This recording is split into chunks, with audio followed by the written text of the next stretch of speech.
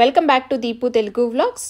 So ఈరోజు video నా morning routine blog అయితే మీతో షేర్ చేస్తాను. సో మార్నింగ్ 5:30కి లేచి ఫస్ట్ అయితే బ్రూ కాఫీ అయితే కలుపుకుంటున్నాను. యాక్చువల్గా ఇక్కడ ఇండియన్ స్టోర్లో బ్రూ కాఫీ అవైలబుల్గా లేదనమాట. సో మామూలుగా పోలిష్ మార్కెట్లో నాకు నెస్కేఫే అయితే అవైలబుల్గా ఉంటుంది, అది తెచ్చుకొని తాగుతూ ఉన్నాము. కానీ నేను ఇండియా నుంచి బ్రూ కాఫీ తెచ్చుకున్నాను. సో అది కంప్లీట్గా ఫినిష్ అయిపోయింది.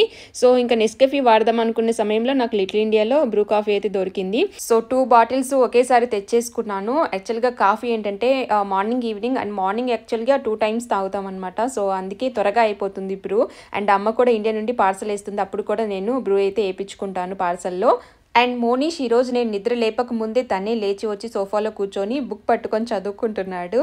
యాక్చువల్గా ఈరోజు స్కూల్లో సైన్స్ ఎగ్జామ్ ఉందంట, నైట్ ప్రిపేర్ అయ్యాడు. సో మార్నింగ్ ఒక్కసారి రివైజ్ చేసుకుంటున్నాడు. యాక్చువల్గా మోనీష్కి నా పోలికలు వచ్చాయి కానీ నా తెలివితేటలు మాత్రం రాలేదు. చదువులో మాత్రం చాలా ముందుంటున్నాడు.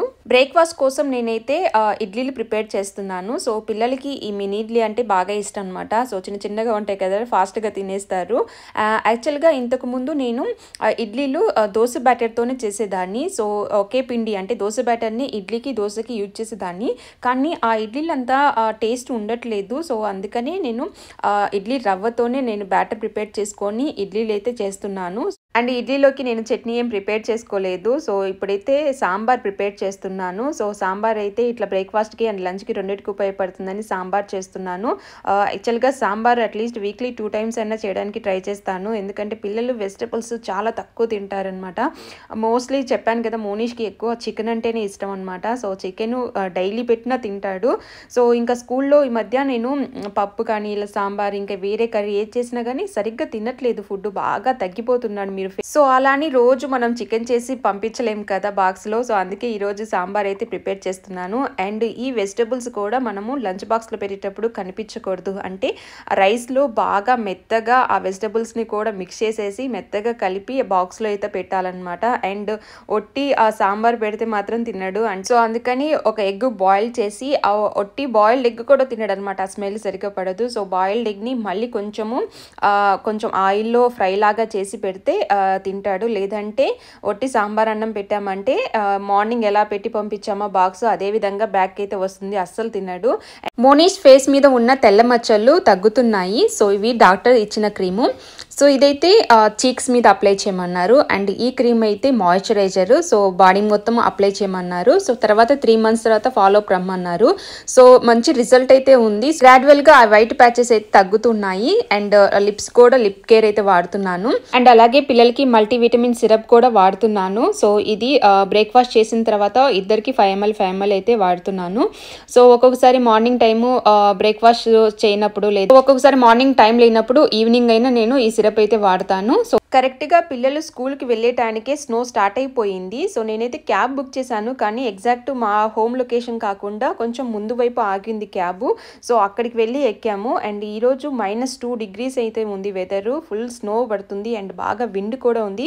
సో ఇంకా తప్పదు కదా, స్కూల్కి వెళ్ళాల్సిందే. అండ్ ఈరోజు మోనీష్కి యాక్చువల్గా స్పోర్ట్స్ క్లాస్ అయితే ఉంది. సో స్పోర్ట్స్ క్లాస్ అప్పుడు స్కేటింగ్కి తీసుకెళ్తారంట. సో 25 zloty పే చేయమని చెప్పారు. ఫుల్ స్నోతో నిండిపోయింది. సో స్టెప్స్ మీద ఉన్న స్నోని క్లియర్ చేస్తున్నారు, చాలా స్లిప్పరీగా ఉంది. సో క్లియర్ చేసి అక్కడ సాల్ట్ వేస్తే అక్కడ మనకి నడవడానికి బాగుంటుందన్నమాట.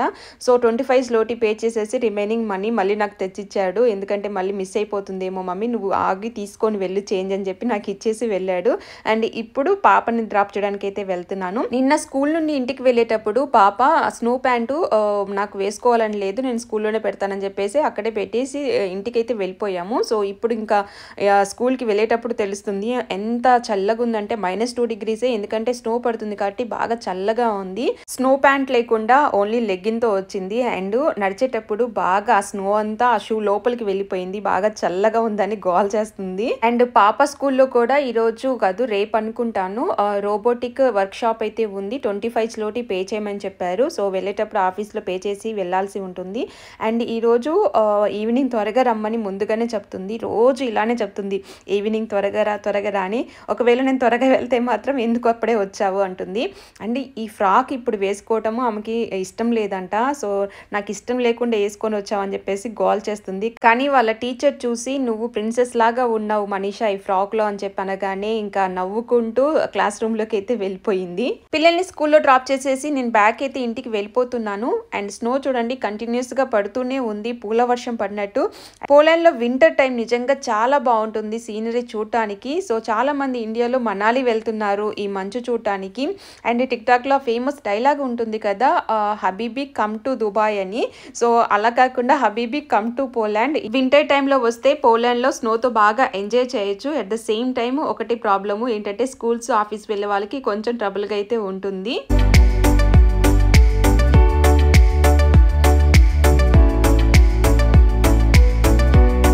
లెటర్స్ ఏమైనా వచ్చాయేమో అని చెక్ చేసుకుంటున్నాను. ఈరోజు మార్నింగ్ మెసేజ్ అయితే వచ్చింది, ఈరోజు డెలివరీ ఉంది ఒక ప్రోడక్ట్ అని. సో అది ఒకసారి చెక్ చేసుకుంటున్నాను. ఏంటంటే వస్తే ఎర్లీగా వస్తారు, లేదంటే ఈవినింగ్ 7:30 తర్వాత అలా వస్తారనమాట. సో ఈ పోలాండ్ పోస్ట్ వాళ్ళు. సో అందుకే ఒకసారి చెక్ చేసుకుంటున్నాను. ఇన్ కేస్ మనము అంటే డోర్ లాక్ కానీ ఎవరు లేకపోతే ఒక నోట్ అయితే ఈ లెటర్ బాక్స్లో పెట్టేసి వెళ్తారనమాట. సో అలా ఏమైనా పెట్టారేమో అని ఒకసారి చెక్ చేసుకుంటున్నాను. ఎందుకంటే లాస్ట్ టైం కూడా ఒకసారి అలానే జరిగింది. నేను పిల్లల్ని స్కూల్లో డ్రాప్ చేసి వచ్చేలోపు ఇక్కడ నోట్ అయితే పెట్టున్నారు, అందుకని చెక్ చేసుకుంటున్నా. కిచెన్ కౌంటర్ టాప్ వచ్చేసి ఇంతకు ముందు ఉన్నది వుడన్ది అనమాట, అది బాగా పాడైపోయింది.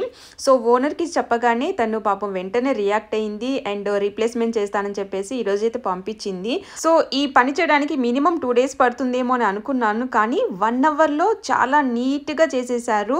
సో వీళ్ళకి భాష రాదనే కానీ పని మాత్రం చాలా బాగా చేస్తారు. సో ఇప్పుడైతే నేను హెయిర్కి అప్లై చేసుకోవడానికి ఫ్లాక్స్ సీడ్ జెల్ అయితే ప్రిపేర్ చేసుకుంటున్నాను.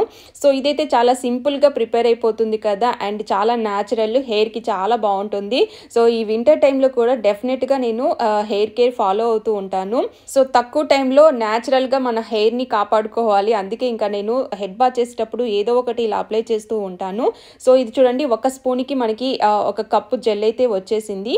సో ఇది హెయిర్ మొత్తానికి అప్లై చేసుకోవాలి. సో ఆయిల్ హెయిర్ కాకుండా నేను ఇప్పుడైతే డ్రై హెయిర్ మీదే ఈ జెల్ని అప్లై చేసుకుంటున్నాను. ఈవెన్ ఆయిల్ హెయిర్ ఉన్నప్పుడు కూడా మనం అప్లై చేసుకున్న మంచిగా ఉంటుంది. సో ఈ జెల్ని నేను రెగ్యులర్గా యూజ్ చేస్తున్నాను. నా హెయిర్ అయితే చాలా స్మూత్గా ఉంటుంది, హెయిర్ ఎక్కువ డ్యామేజ్ అవ్వకుండా ఉంటుంది.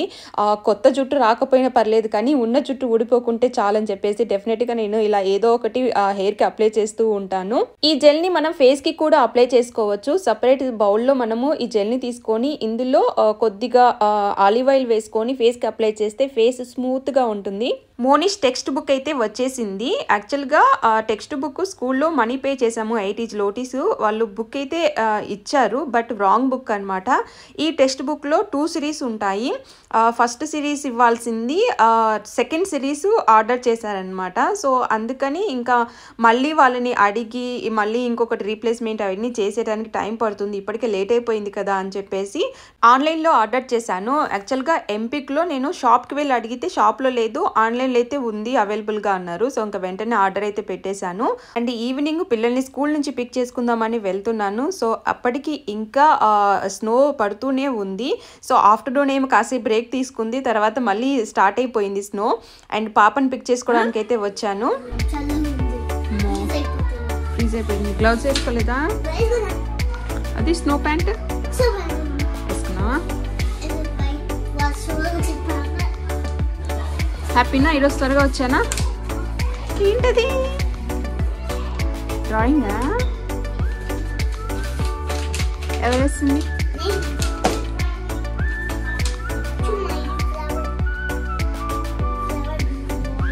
లీవ్స్ ఏ? Okay, good. ఫ్లవర్ గ్రో అవుతుందా? ఓకే. అది వాటర్ పోయలేదు, అందుకని పెరగలేదు ఆ చెట్టు. ఈ చెట్టుకి ఎవరు పోసారు నీళ్ళు? నువ్వు పోసావా?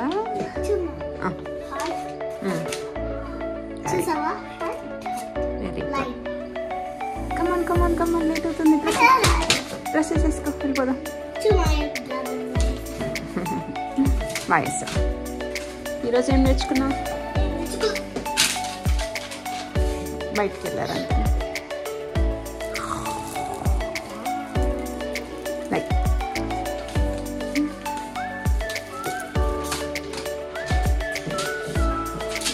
అండ్ మోనిష్ దగ్గరికి అయితే వచ్చాను. స్కేటింగ్ ఎలా చేసావు అని అడుగుతుంటే ఒక 20 టైమ్స్ కింద పడి ఉంటాను మమ్మీ, నాకు బ్యాక్ అంతా అసలు బాగా దెబ్బ తగిలింది అని అంటున్నాడు. స్కేటింగ్కి ఇంతకు ముందు ఎప్పుడు వెళ్ళలేదు, సో ఫస్ట్ టైం వెళ్ళాడు, సో అందుకే అనమాట. కానీ ఎలా బ్యాలెన్స్ చేయాలో మాత్రం నేర్చుకున్నాను మమ్మీ అని చెప్పాడు.